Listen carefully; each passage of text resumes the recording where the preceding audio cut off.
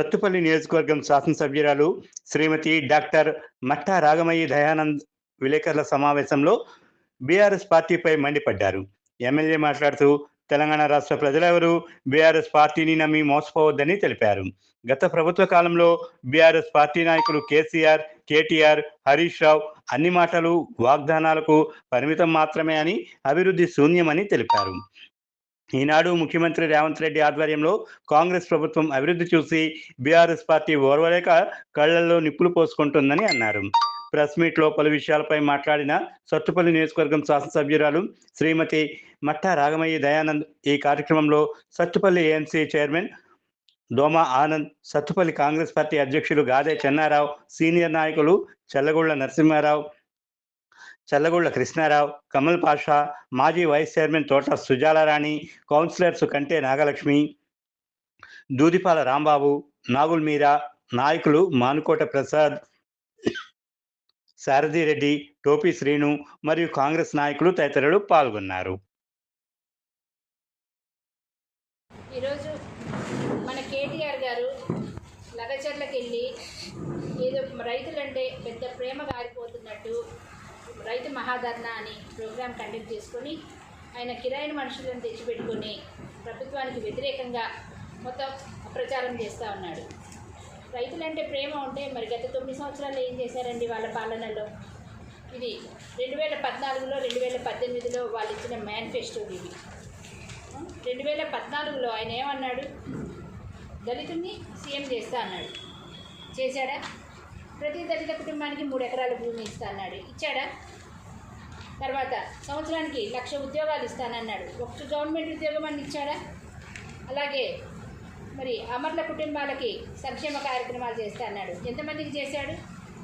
KG నుంచి PG వరకు ఉచిత నిర్బంధ విద్య అన్నాడు. ఎంతవరకు చేశారండి?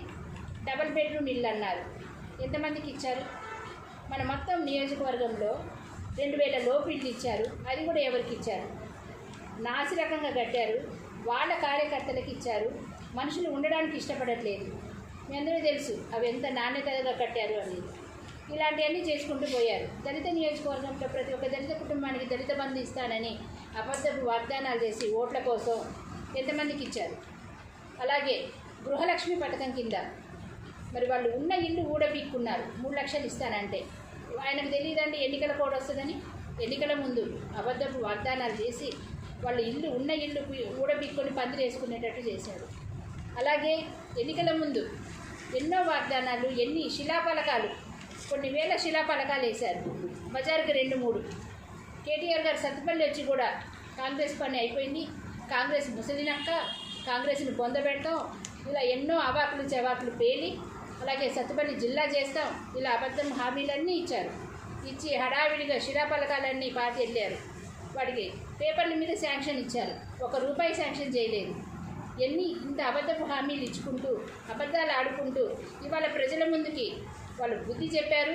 వాళ్ళని బుద్ధి చెప్పి బొందబెట్టినా సరే ఏమాత్రం బుద్ధి తెచ్చుకోకుండా మళ్ళీ అబద్ధాలు ప్రచారం చేస్తున్నారు. ఈరోజు ఆయన మాట్లాడడానికి ఏం అర్హత ఉంది?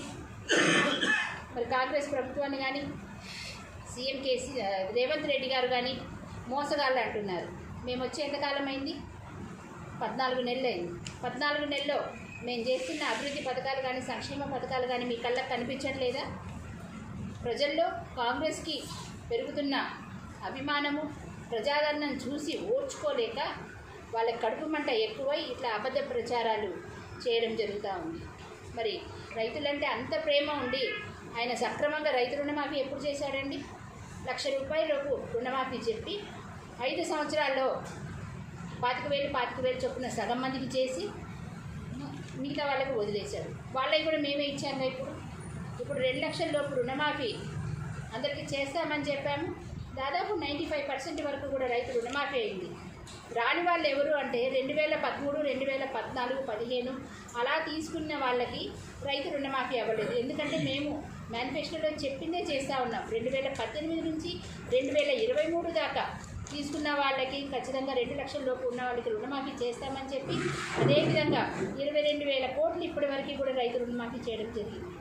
అలాగే మీరు చేసిన అప్పుల కుప్పులో దాని నుంచి బయటపడడానికి చాలా ప్రయత్నం చేయాల్సి వస్తూ ఉంది. ధనిక రాష్ట్రమైన తెలంగాణని మీరు ఇప్పుడు అప్పుల రాష్ట్రం చేశారు. 7 లక్షల కోట్ల రూపాయల అప్పుని మా నెత్తి మీద రుద్దారు. తెలంగాణ ప్రజలందరికీ కూడా అప్పును పంచెల్లారు మీరు. మరి ఏం చేస్తున్నారండి? ఆ అప్పుకి ఇప్పుడు 65,000 కోట్ల రూపాయలు ఇప్పటిదాకా వడ్డీ కట్టడం సరిపోయింది. అవి కడుతూ అలాగే కాంగ్రెస్ మేనిఫెస్టోలో